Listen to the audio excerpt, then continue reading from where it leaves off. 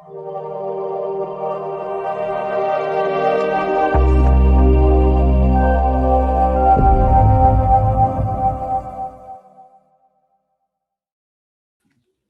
guys, I'm Si, and welcome to A.C.E Podcast Nation, the home of me, myself, and I. This is episode number 12.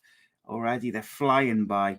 As you know, A.C.E Podcast Nation, home to many great shows in the series featuring top guests, expert analysts, and more. So please do give us a like, a subscribe, all that good stuff. Click the bell for notifications so you never miss a thing, especially as this Wednesday we have an all-new series of My Story, series number 3.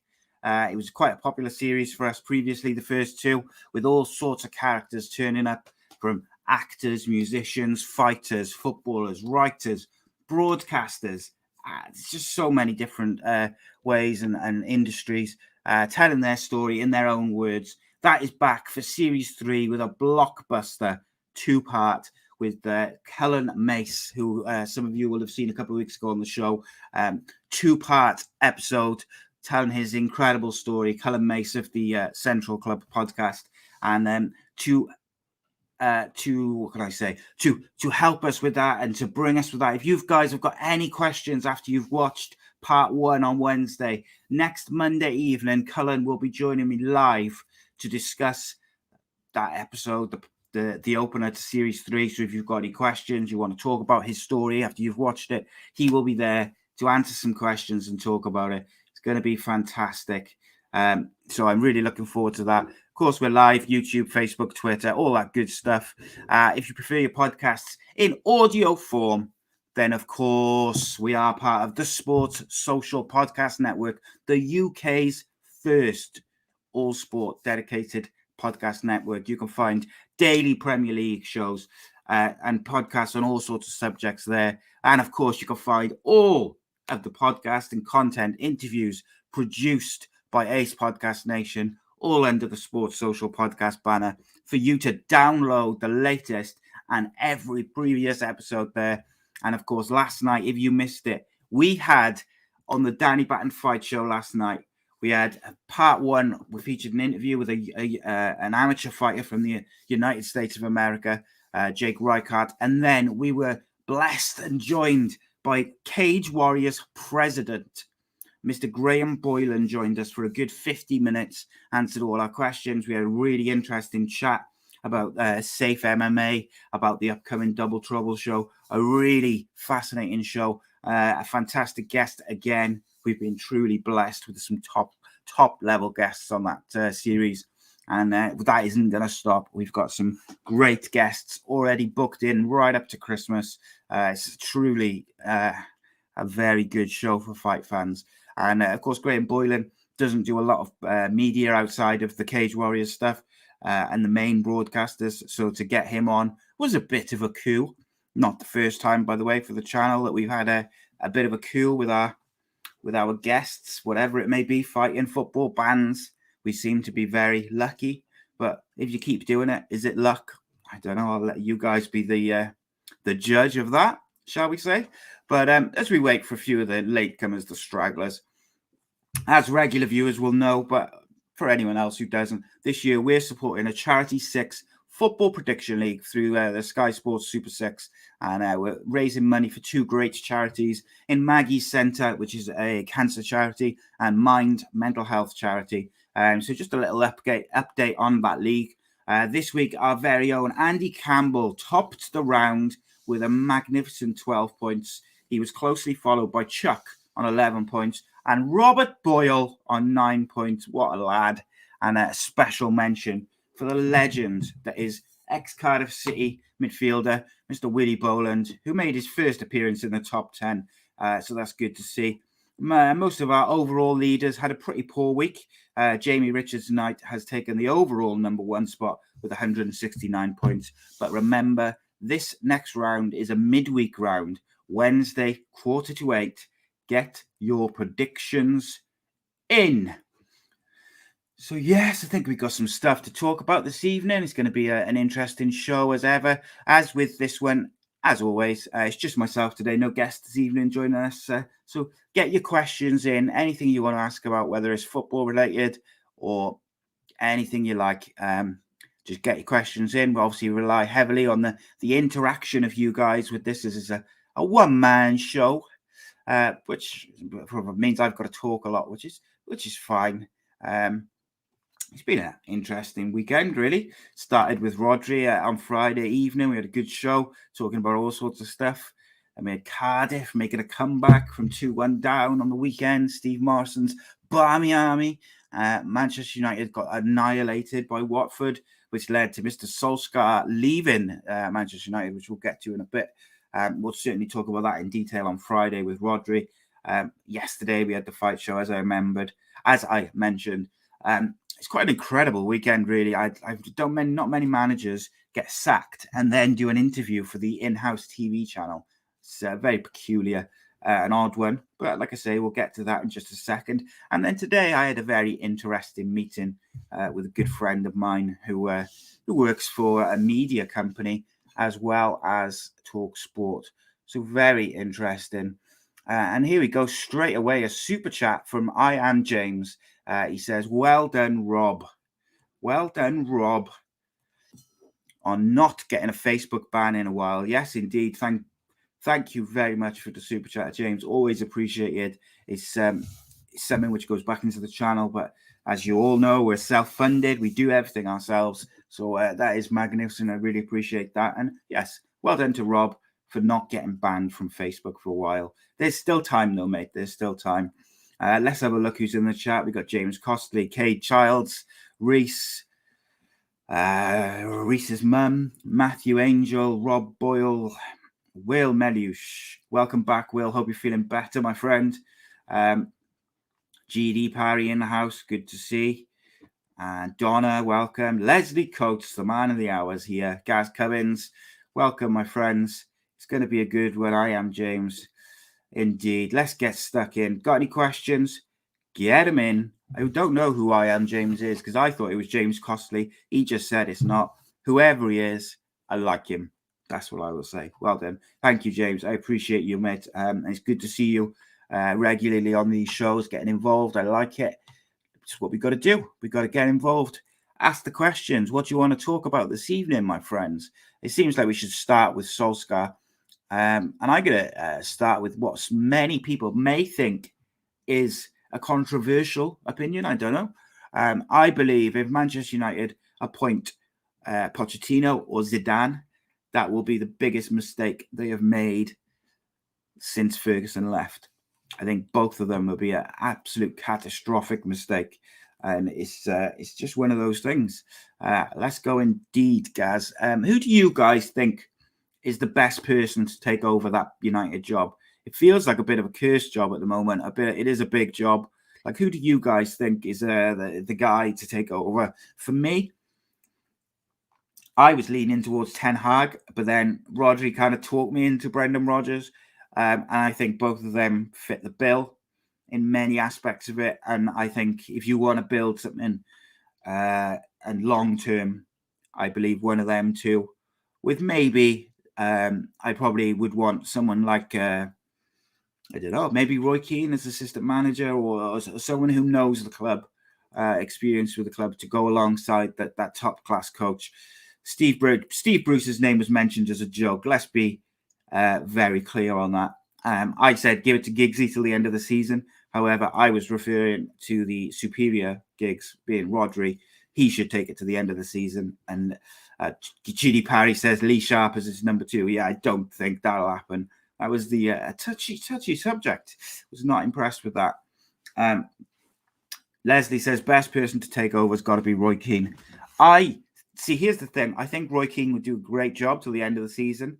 My problem is I just think if they want to keep Pogba, they got no chance if Roy Keane takes over because Roy Keane will upset him to the point of no return. Cade Child says Brendan Rodgers, in my opinion. Yeah, I think Brendan Rodgers kind of ticks all the boxes. I do think they need someone, whether it's a kind of a director of football type and it's Darren Fletcher, or an assistant manager like Roy Keane or someone like that who know the football club, because it is a different football club. And I think to others, and regardless of people's opinions of Manchester United, it is the biggest club in the world, in my opinion. And I think that's why you need someone who knows that club, because Brendan Rodgers been at Celtic, massive club, been at Liverpool, big club, been at Leicester, huge club. Manchester United still is a different animal. Rob Boyle says John Sheridan. That would really make John Sheridan's agent the best agent in the game, I think, wouldn't it? Donna Perry says, what about Frank Lampard? I think after the job he did at Chelsea, probably not. I think it's Rob Boyle says reality is going to be Pochettino. Pochettino is an interesting one because he's in Manchester this week because PSG are playing Man City in the Champions League. To me, that's what a mistake that'll be. I saw a couple of people saying Solskjaer's a fraud. Pochettino's a bit of a fraud, in my opinion, as well. When the going got tough, he got going, and I just would you want to give Pochettino 200 million to spend? Probably not, in my opinion. But there we go. Someone told me that Wayne Rooney, and Greg Gilmore's just said there after myself. Greg says and Andy Campbell, why not Wayne Rooney? And actually, that was going to be my next suggestion. Was Wayne Rooney taking it to the end of the season is an interesting one, but there's a massive problem with that. Does he want to leave a long-term project at Derby just to take over United till the end of the season? Because realistically, I don't think Wayne Rooney is ready for that job full-time. I don't think they can keep Carrick until the end of the season. I just don't, because he's been, look, Carrick, McKenna, Phelan, they're all part of the problem at the moment. And that is that they haven't got top-class coaches. To me, they need to get a top-class coach in there. It's going to be interesting. They want Zidane, in my opinion. If Zidane goes there now, he is only going there for the money because he's already turned him down 3 times, apparently. So he doesn't want it. He doesn't want to come to the Premier League. If he does go there, it's because of the money. And that's a problem for me.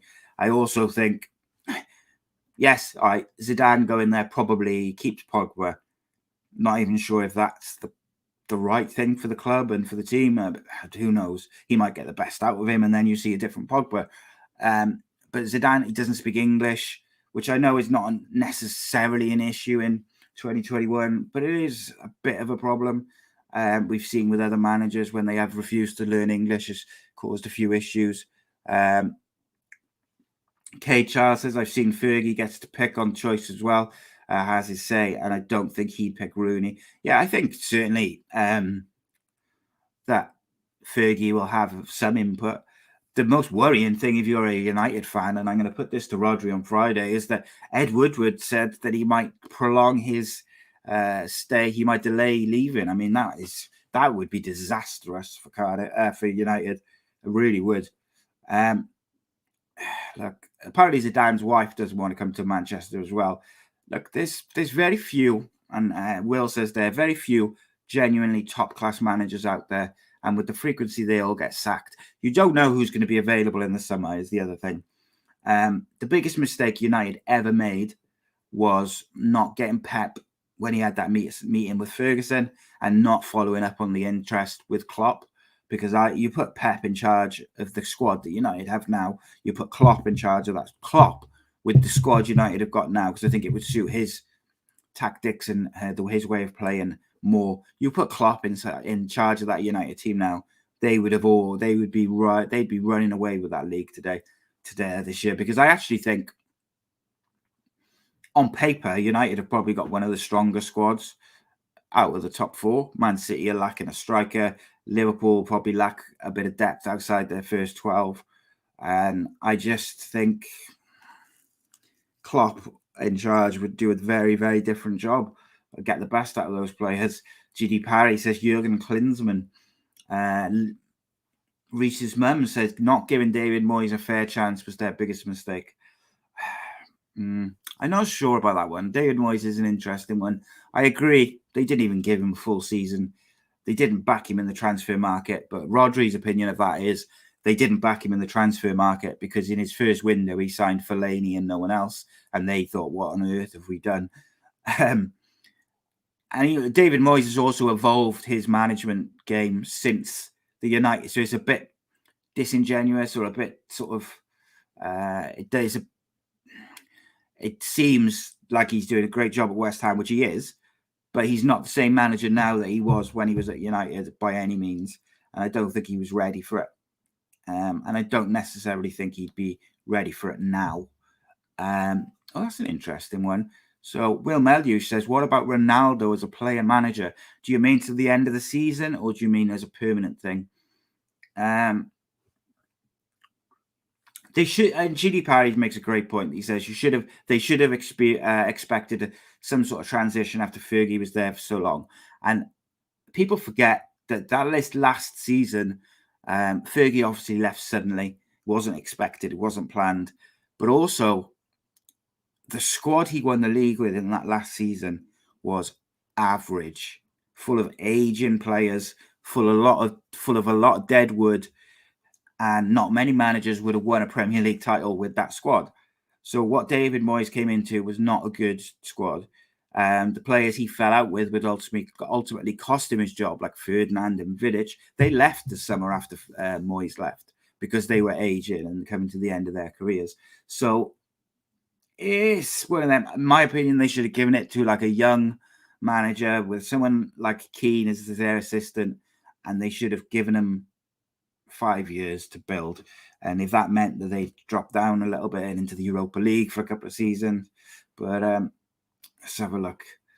Rob Boyle says, maybe controversial, but Fergie needs to step right back in. He's been behind all his predecessors, and United will never move on until he does one. Step right back. I do apologise. I thought you said step right in, as if you wanted him to have the job. Yeah, I don't know though. He took a step back after Moyes, and I think he's only sort of come back into it. Obviously, he had his illness and his operation. He stepped back into it a little bit when Solskjær became manager, but I think he did step back a little bit. Reece David Evans says, whoa. All the ex-managers from Van Gaal, Mourinho, both said they wanted players and Ed wouldn't sign them or fail to. Ed Woodward is the massive part of the problem at United. And if he prolongs his stay to help pick the manager, I would be very, very worried, because every single manager, bar Moyes, has been his pick, and he's got it wrong every time. And I'm not being funny.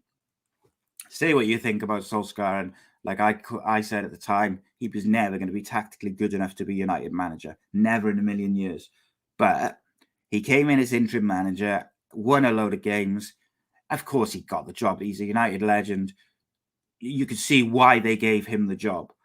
Van Gaal was never going to work at United. And I discussed with Mick McCarthy a couple of shows back about when you play a negative or difficult to watch type of football like Van Gaal and Mourinho play, as soon as you stop winning trophies or winning games, the fans will go, especially at United, because they expect a certain way of playing. And those managers just don't play that way. Mourinho, I thought it would work for a couple of seasons and then go pear-shaped. But when push come to shove, and he got them to second with a pretty average squad. And at the time, he said, that's my best achievement as a manager. And people mocked him. But when you look back at it, it probably was, because it was a rubbish squad. And they had the chance. That's when they should have backed Mourinho, got him, gave him what he wanted. And then he probably would have gone on and won him a league title. And then you can bring in a Ten Hag, a Brendan Rodgers, whoever it may be. But you're on the back of the squad is winning things. The players are winning things. Van Gaal was off his rocker, says Reese's mum. Absolutely. His football was dreadful to watch. But to him as a player, he was just lunatic. Lovely. Donna Perry says, what does Mark Hughes do now? I believe he's just a pundit, works for the BBC. Maybe someone like him could come in to the end of the season. I don't know. That's an interesting suggestion there. Greg Gilmore, a manager himself, says, what about Roberto Martinez? Look, I'm no Roberto Martinez fan by any means, but people within football and guests that we've had on, footballers, coaches, speak exceptionally highly of him as a coach and as a man-to-man manager. Look, he's been manager of Spain Belgium for a good few years. So he's had a big job. Has he succeeded in that big job? Probably not, unless they go and win the World Cup this year. I think it's probably. I don't think that's the right fit, but it's an interesting shout.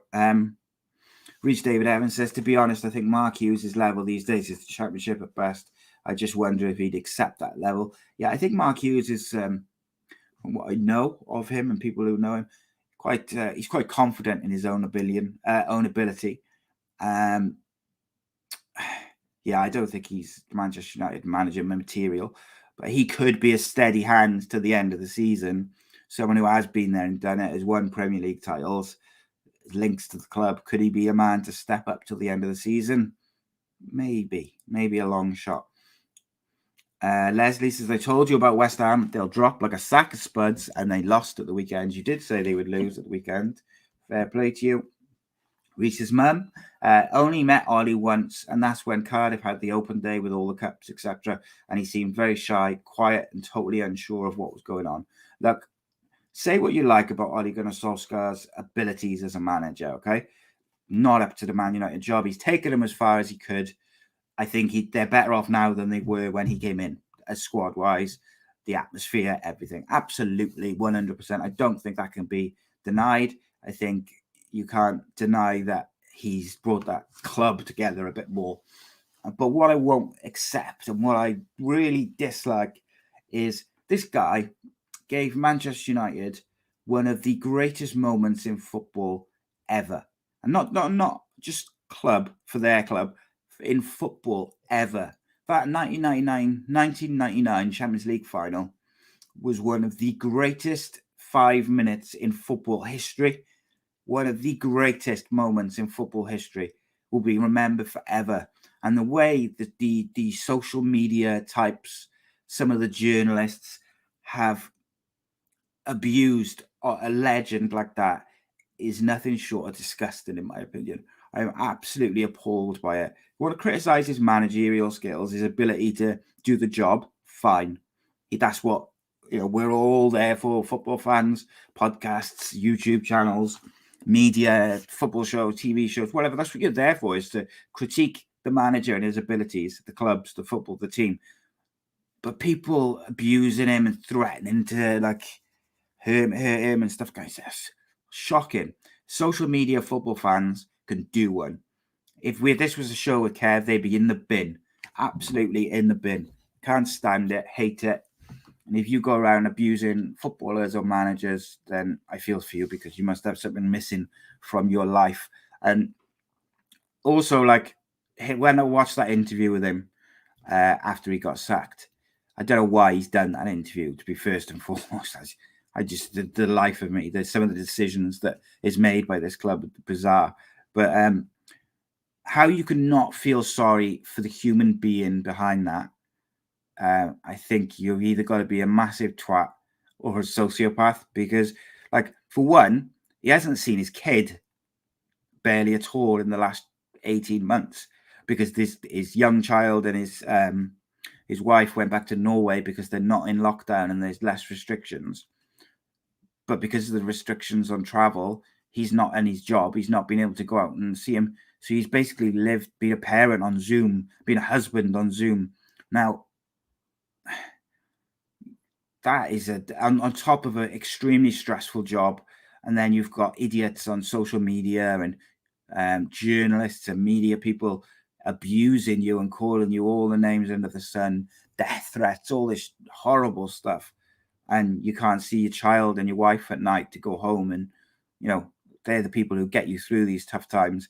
So for him, he's made sacrifices, hasn't worked out. Unfortunate, such is life. But you shouldn't be. And by the way, never once turned on those players, never once hung those players out to dry. Might have done it behind closed doors, but in public, he backed those players 100%. And that's why today you've seen a lot of them wish him well, and there's been none of the kind of comments and pictures that we had when Mourinho left. It's kind of one of those. Reece says Mourinho lost the dressing room. Happens at Spurs as well. He likes to pick on one player and then just non-stop attack them. Dele Alli was played out of position and then targeted for not playing well enough.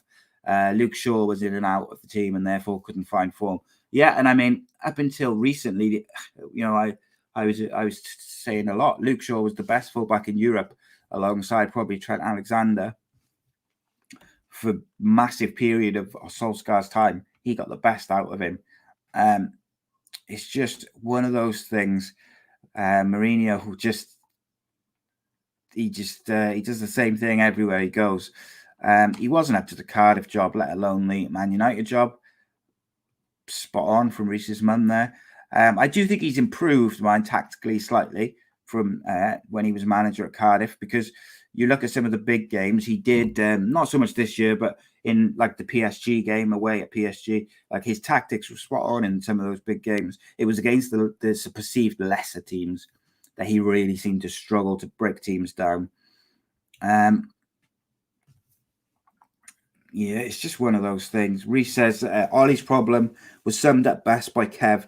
The man doesn't like confrontation. He'd wait until you're busy to tell you bad news to avoid the confrontation. And I think United needs someone who can ruffle a few feathers. I agree.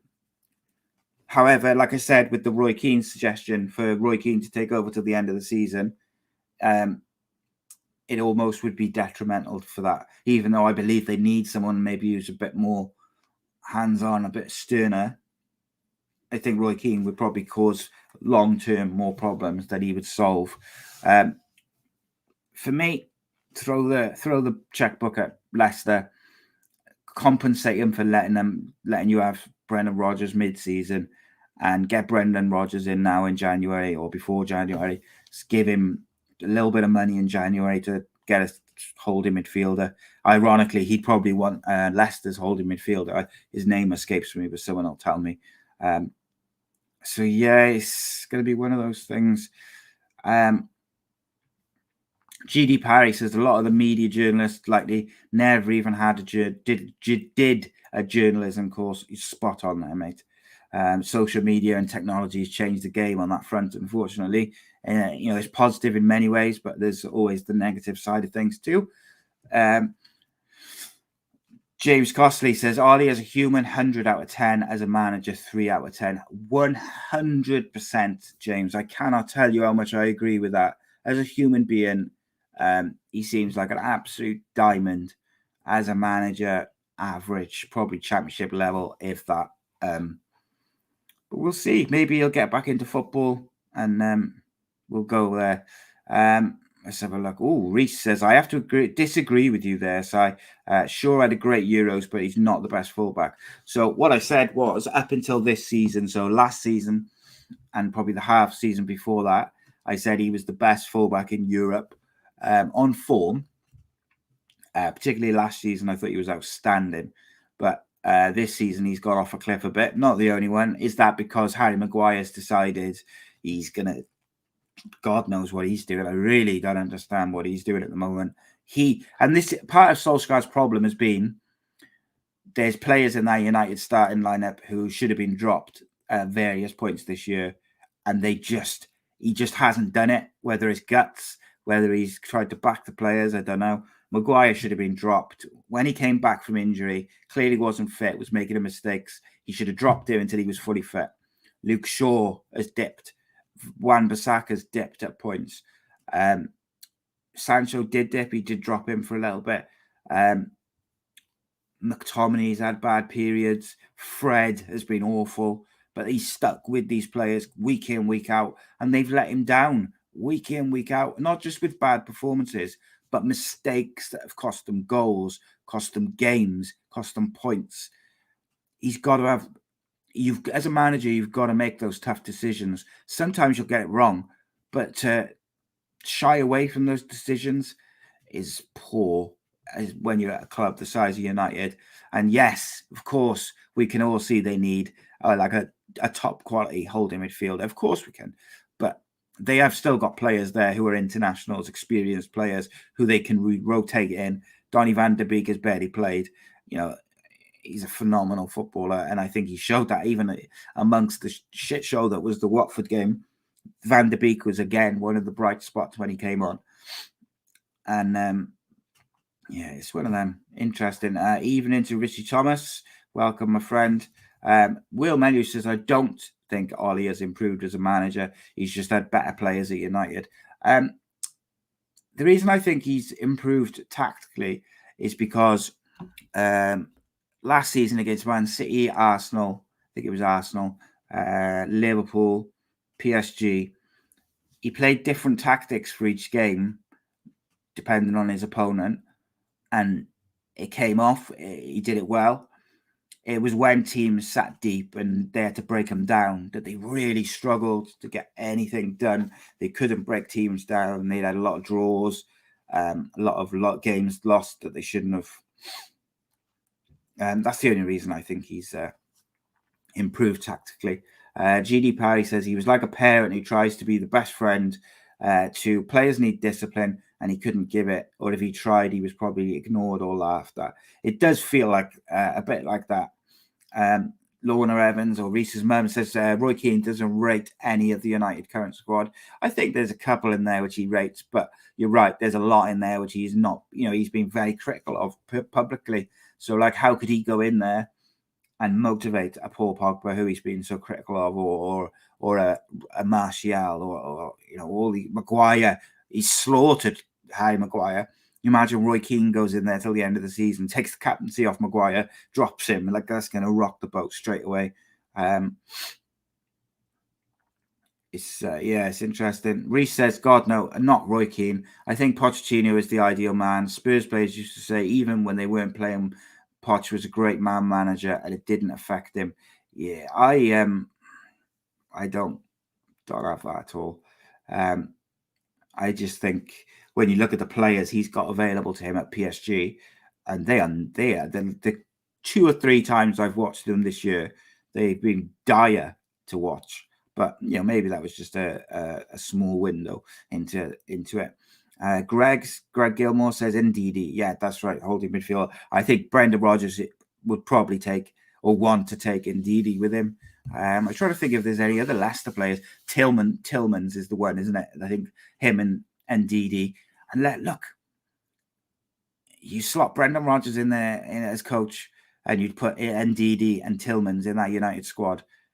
Suddenly looks very, very different, doesn't it? And I mean, even drop Harry Maguire, and have Varane and Lindelof there at the back. They're good footballers. They're just lacking in confidence, I think, at the moment. Roy Keane will be playing the reserves, Richie says, after his rants. Yeah, unless people forget as well, by the way, United have got some exceptional youngsters who aren't in that first team squad. So, I wouldn't be surprised to see a couple of them given some time between now and the end of the season. In my opinion, Zidane will only go there for the money. He'll be on an obscene amount of money, and that's why I think it's a mistake. Donna Perry says, you had to shout out Willie Boland for doing so well in the Super Six, so I tagged you as I was excited for you. Yes, indeed. The legend that is Willie Boland. Owe him so much. The Greg Gilmore says the best sale Leicester ever made was selling Harry Maguire. Yeah, they made a killing on Harry Maguire, didn't they? They are struggling a bit at Leicester at the moment, and I wonder whether Leicester might think, or if Man United are going to overpay for Brendan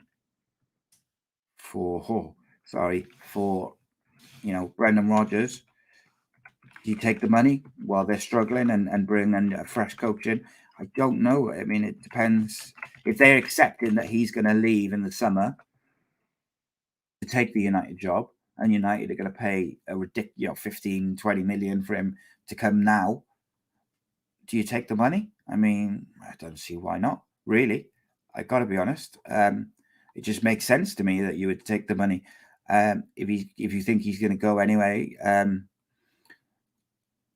the problem comes is if he goes, like you say, he's going to want Ndidi, he's going to want Tillmans. But then again, you use that to your advantage and you make sure you get a big old price for them. Tillmans would cost a fortune. At the moment, absolute fortune. I think they get a good 70, 80 million for him. He's young, quality, exactly what United need, and they know it. So, yeah, they would 100% take that, and they would laugh as they took it. But, yes, indeed. If you've got any question, guys, I'm losing my voice a little bit, so probably only going to do about 45 tonight, if that's all right with you guys. So, got any questions not related to Ole Gunnar Solskjær, then get them in. But I still want to hear your views and everything on it. I find it fascinating to hear the different suggestions and people's different takes, even if it's it's different to mine. I enjoy that a lot. And I think it was Reese who disagreed with me on Luke Shaw. Will disagreed with me on Ole Gunnar Solskjær. So get me your views in. Get me give me all the questions, all the views, all the questions. Get it in. Let's have a look. Bet United gutted Gerrard went to Villa. Now, good God, there's not a way in a million years that they would want Steven Gerrard and he would want them. Not a chance. Reese's mum, I don't think there. Reese says, even then, so many fullbacks better than him. Trent.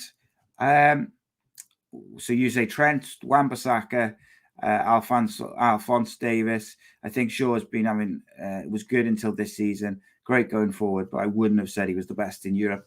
It's fair enough, mate. Your opinion. I think him and Trent, for me, are the two best. Wan-Bissaka is the best defender, fullback defensively in Europe. For me, he's so good defensively. Unfortunately, going forward, he's not very good. His his final ball and his crossing is dreadful. Alphonse Davis, decent. Let's have a look what else we got here in the chat. GD Parry says, if you want to motivate Paul Pogba, Dave Jones is the man. There you go. Roy Keane on Fred. I thought Reese says I thought he was going to swear about 6 or 7 times. He did seem like he was on the brink of swearing numerous times on the weekend, which is interesting. Reese says PSG is a strange one. All the signings are made by Leonardo. Poch asked for certain positions to be strengthened. The club signed a fullback and a keeper, which Poch didn't want. Has to play them. Look, if Donnarumma's available, you sign him, then you at the end of the day. Matthew Angel says if Leicester let Brendan Rodgers go, they should put a clause in his contract that he's not allowed to approach any Leicester players for a year or two. I believe you're not able to do that.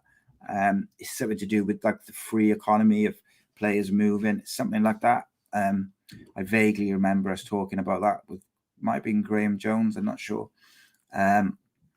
Reese's mum said, do you think some players are burnt out from playing in the Euros and now all the international duties they've had to do so far? I absolutely do think that's an issue. And I think it's going to be an even bigger issue coming up over the next couple of years, because obviously they're going to have a shortened summer this year, because I believe the next season will start earlier because you've got the World Cup in the winter.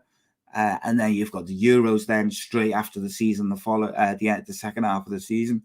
So they are effectively, so from COVID, players have had very little break in between, like other than maybe a couple of weeks here and there. And I know people will say, oh, they get paid a fortune. Well, but that doesn't mean that their bodies, the mental side, and people forget they're spending a lot of their time in these secure bubbles. You look at the cricketers and the way England cricket have done it over the last 18 months, because they're constantly in a bubble, away from their families, in hotels, not allowed outside the hotels where possible, things like this.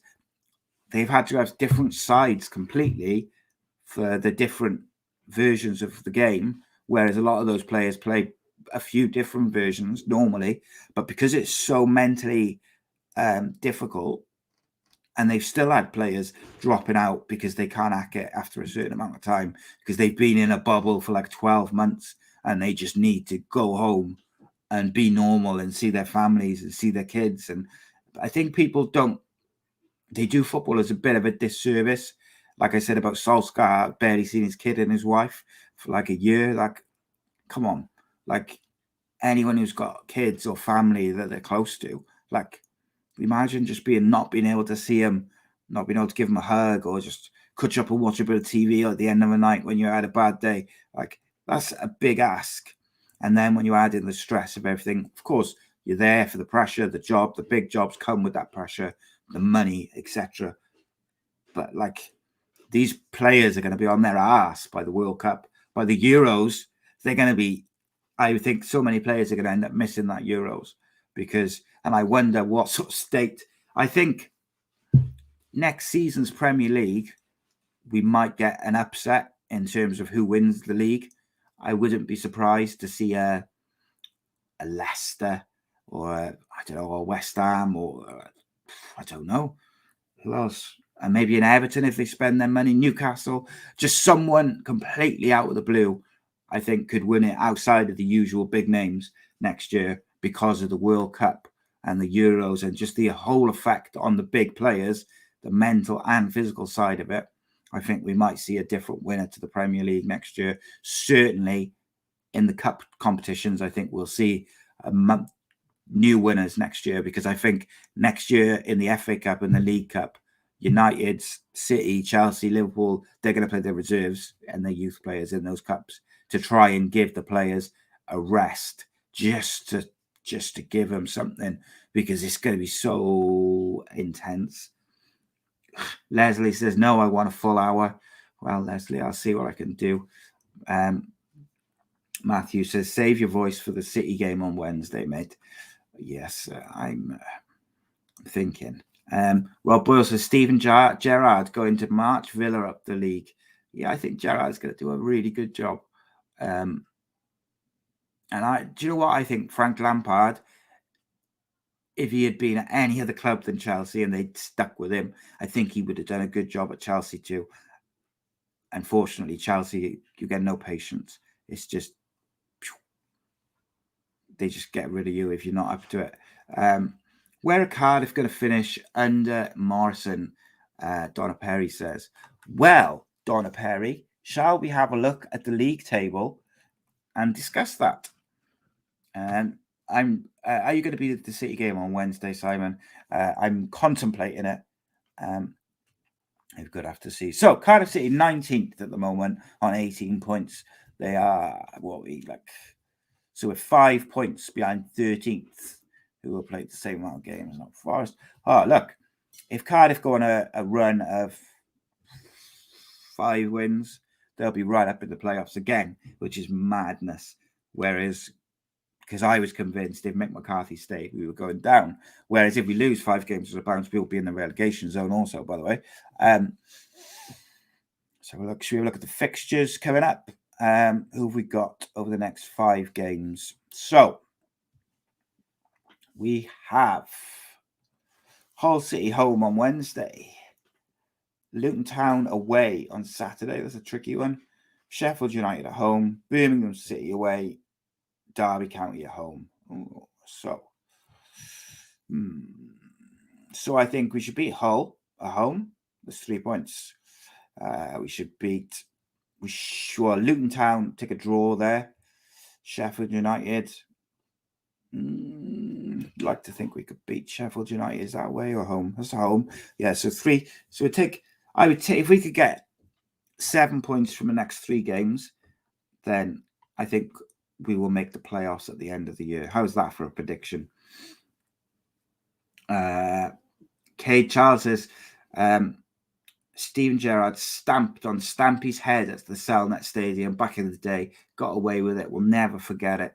Man like Andy may remember. It was absolutely vile from Gerrard. Gerrard, in his younger days, had a habit of stamping on people. He was nasty. And I actually think that Steven Gerrard, as a footballer, phenomenal footballer, But I think he got away with a lot because he was like the England and Liverpool golden boy. He had a habit of stamping on people, and this thing of him being like the one club man, blah blah blah. He had agreed to go to Chelsea. He was off. He had agreed to contract. He had taken the money and left his boyhood club to go and get that Russian money. So I don't. That's why I give him a bit of grief when people call him and they put him in the same bracket as a Neville and say quietly a Ryan Giggs, like, because he was going to go, he was going to take that money, and that's why I don't put him in the same conversation as those one club players, like your Paul Scholes and people like that. But that's not to say as a footballer he's phenomenal. Probably him and Paul Scholes are the best two English midfielders of all time, in my opinion. So yeah. John Bywater says Man United. I don't know what that's in response to, my friend. You'll have to tell me. Reese says I'll settle for a 7-0 win, but if I have to, I'll take a 3-0. So a few people saying 3-0 to Cardiff on Wednesday. Interesting. GD Parry says 1-0 if we score in the first half. I just would like 3 points. I got to say, one of the things I do like for with Steve Morison is his affinity with the players and the fans already. He's brought back that relationship, even if it's short term. It makes the crowd very vocal. It makes the crowd very passionate, and it brings the crowd into the game. And I think the fact that he's worked with a lot of these young players who we've got in the squad now really helps them, and it helps the relationship, the team morale, the team spirit. Ruben Corwell looks like he looked decent before, and Steve Morison looks like he could become a real player. And his rise reminds me of going. His rise reminds me of Aaron Ramsey's rise through Cardiff, and hopefully he won't leave like Aaron Ramsey. But just the way he's going, I thought he was excellent on the weekend. Why didn't he go then? Steven Gerrard, he had second thoughts, didn't he? But that doesn't change the fact that he agreed it and he wanted to take that Russian money, John. Winning something. Well, he could have won a league title with Liverpool if he'd played better, but he didn't. Overrated, mate. I'm only playing. No, I'm only. It's half tongue in cheek. Gerrard, he did leave it by example. He was a natural leader. He wasn't vocal. He wasn't massively vocal. There's, of course, that famous clip of him geeing up the Liverpool squad and saying, "Do not let this slip." And then he slipped and Chelsea won. United, mate, John, United won't win anything for a long time. Doesn't matter who they bring in. They could bring in Seb Blatter and corrupt their way. They probably still lose on penalties. They need a decent manager, and they need a bloody holding midfielder, if that, nothing else. 3 points for Cardiff is all I want. That's all I could say. Let's have a look. What else we got? Leslie Coates says 7 points from the next 3 Cardiff games. The only 7 you'll see is £7 coins. Well. It's not very nice, is it? How did Middlesbrough get on the weekend? Gerrard would have had a Premier League medal if he hadn't slipped over, says Richie. Well, I wasn't laughing at some of that. Kate Child says Van Bronckhorst still looks like he could play. What a great player in his day. Wish him well at Rangers. Yeah, I mentioned that on Friday. I was not a Rangers fan in any way, but I was absolutely delighted to see Van Bronckhorst back at Rangers and taking over from Gerrard. I think it's an excellent appointment. He's got a good record as a manager. He plays football the right way, and I think it's a great fit for Rangers. And, they'll win the league this year, I would imagine. John Bywater says, who would you get in a United? Brendan Rodgers, mate, would be my choice. Second choice would be Ten Hag of Ajax. they would be my two choices. They're the only two. It was my decision to appoint that person, United's manager, they're the only two I'd be interested in. I would wait for them till the summer if that was absolutely necessary. I would try and throw the checkbook at Leicester to get Brendan Rodgers now. If they wouldn't budge, you got to bring someone in till the summer until you can get him. That's where the problem becomes. It's a bit of an issue because who do you bring in till the summer? I don't think you can expect Michael Carrick to do it till the summer, which means you've got to bring someone in to do it. You can't rely on Ryan Giggs anymore. So who are you going to bring in? I think the fans would go absolutely mental if you brought in a Steve Bruce or Mark Hughes or something. People wouldn't accept it. So it's like, who do you bring in just for that short term if you've got to wait for your first choice manager? Because I think it's important they get this appointment right, John, because they get it wrong again. And in my opinion, Pochettino and Zidane will be massive mistakes. If they get it wrong again, they're going to have bigger problems than they've already got. Few people have said Pochettino. I've made my opinions on that clear. It just doesn't do it for me. Maybe he'll go there and do a phenomenal job. For me, Brendan Rodgers, Ten Hag would be the long-term options. Now, that's an interesting suggestion. Richie Thomas says, what about Phil Neville? Phil Neville till the end of the season wouldn't be the worst appointment. He's done a good job within women's football. He knows the football club. He could do a job. You could probably keep Carrick there. I think they need to probably get rid of McKenna and Mike Phelan, but you could probably keep Michael Carrick there and bring in someone, whoever it may be, to do it. Reece says you got to bring someone in full-time now, Pochettino, and let him have this season to slowly implement his style and philosophy rather than a 6-week period in the summer. I agree with you on one thing, Reece, is that if they can get their first choice in now, they should, so that they got this season to bed in and ready for next year. However, if their first choice is, say, Brendan Rodgers, for instance, and he will not budge and Leicester won't budge, not available to the summer, I think it's more important to wait till the summer to get him than appoint someone else and get it wrong again. What's Avram Grant doing these days? Rob Boyle says Phil Neville's done a crap job in MLS. I couldn't tell you, mate. Greg would be the one to tell us that in detail. GD Parry says Big Sam. Brian Robson from Donna. Nicky Butt was the youth team manager. He'd be a decent short-term option. So, interesting thing about Nicky Butt, mate. Without going into a great deal of detail, he was doing a phenomenal job with the academy, by all accounts. And I mean an absolutely phenomenal job. Something happened, and he's no longer there. I do not know what happened. I just know that something did, and he was gone. Because he was linked with a Cardiff job, and Rodri said straight away he would do a great job at Cardiff. Very, very highly rated coach. Did a great job with United's academy. So I don't know what the problem was that led to him leaving. So I don't know whether he'd be able to come in, but he would be a shout as well.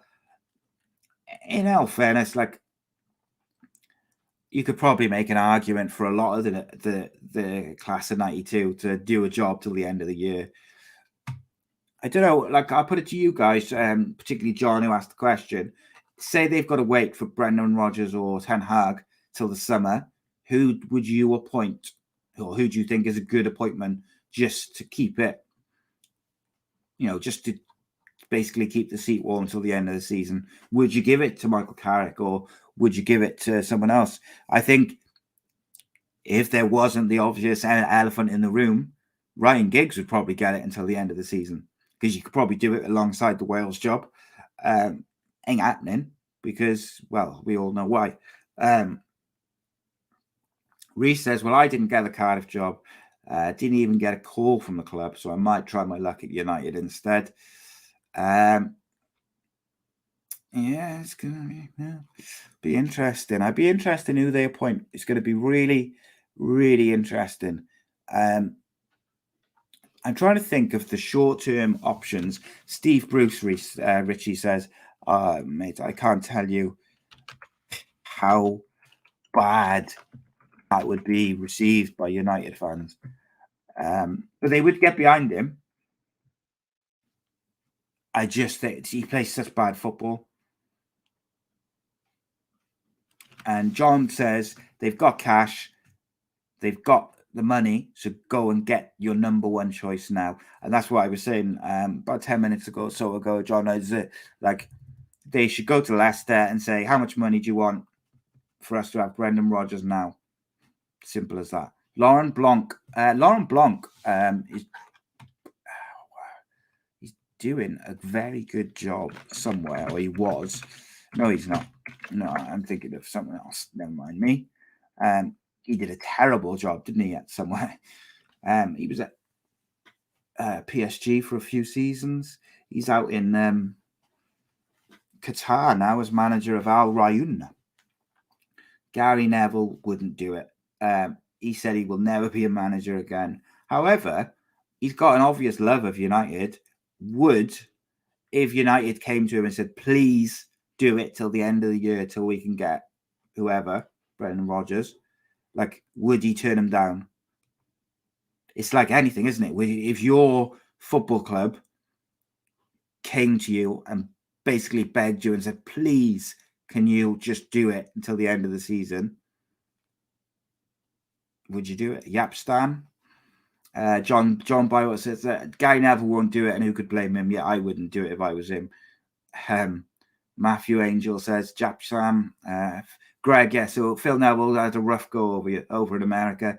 I'm not sure. Yeah, Gary Neville's been very vocal, John, haven't he, about the Glazers. I'd be amazed if they approached him. Probably more chance of Steve Bruce, to be honest. Reese says, if, and it's a big if, you only wanted a short-term manager, get Steve Bruce in there, ruffle some feathers. I think if Steve Bruce played like attacking football, then why not? But he does not.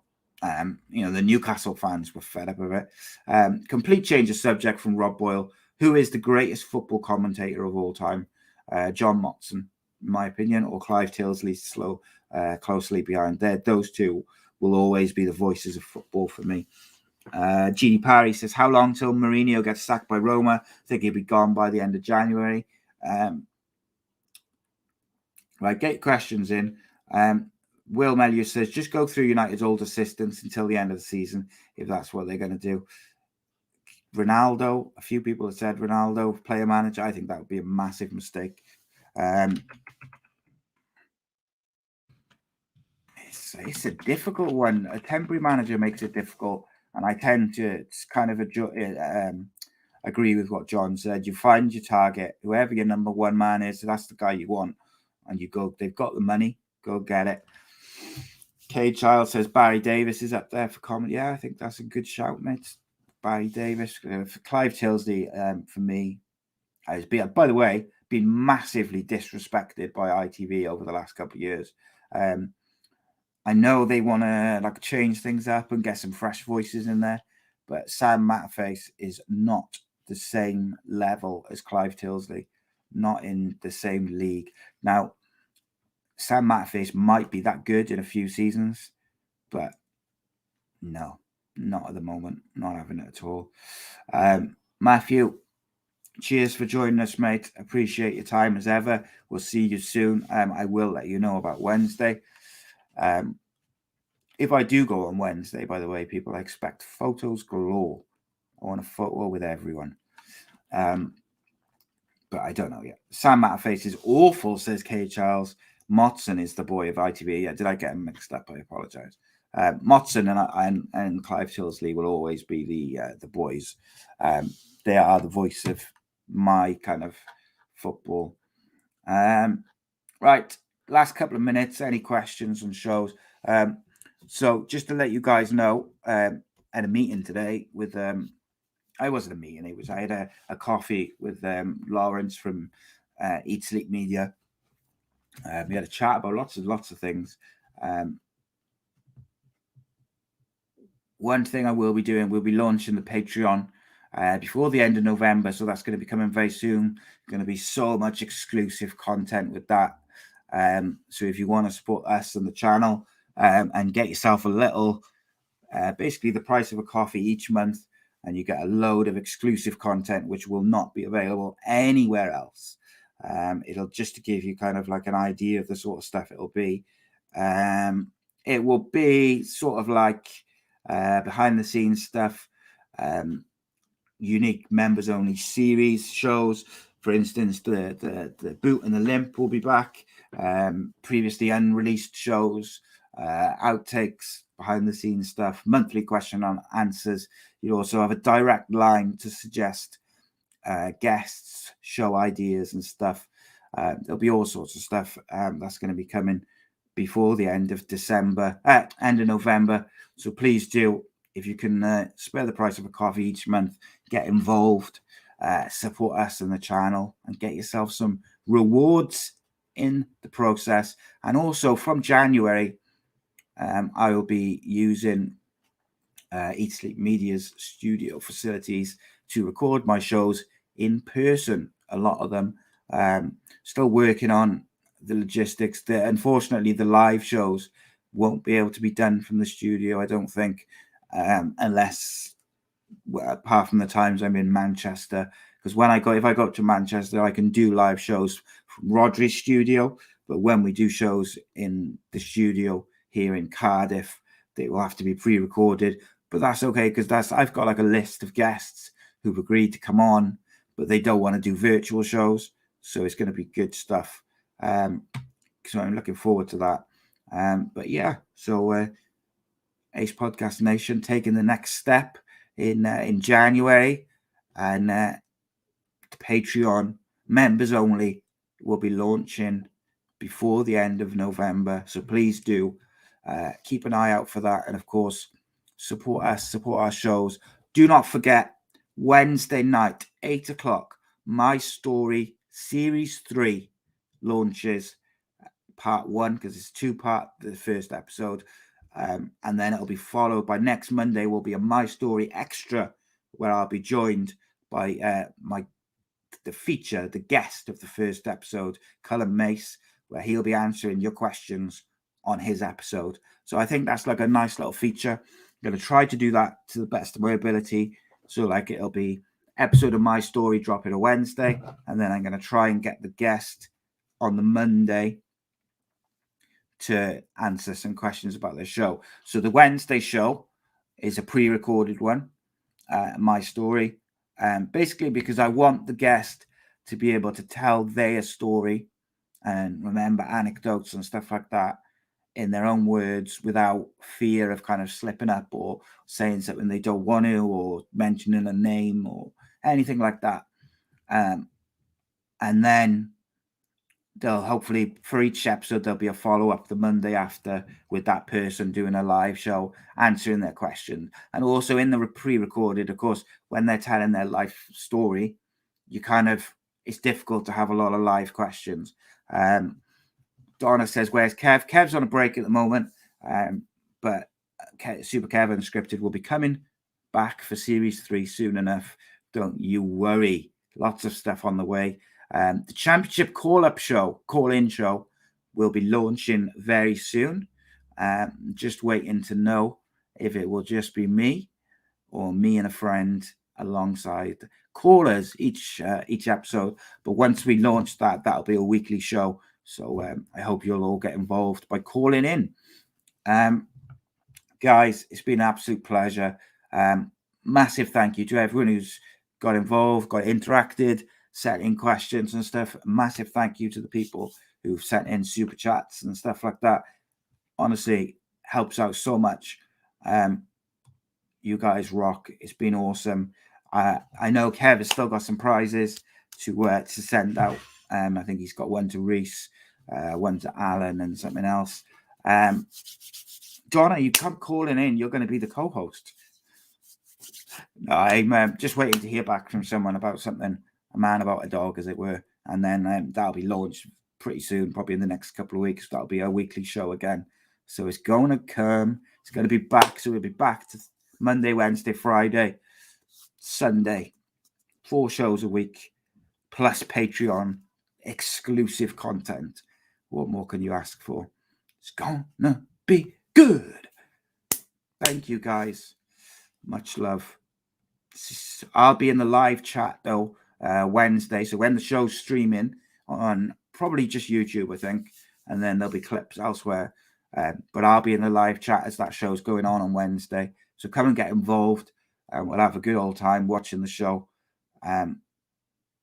Let's do it. Take it easy, my friends. Be good. And if you can't be good,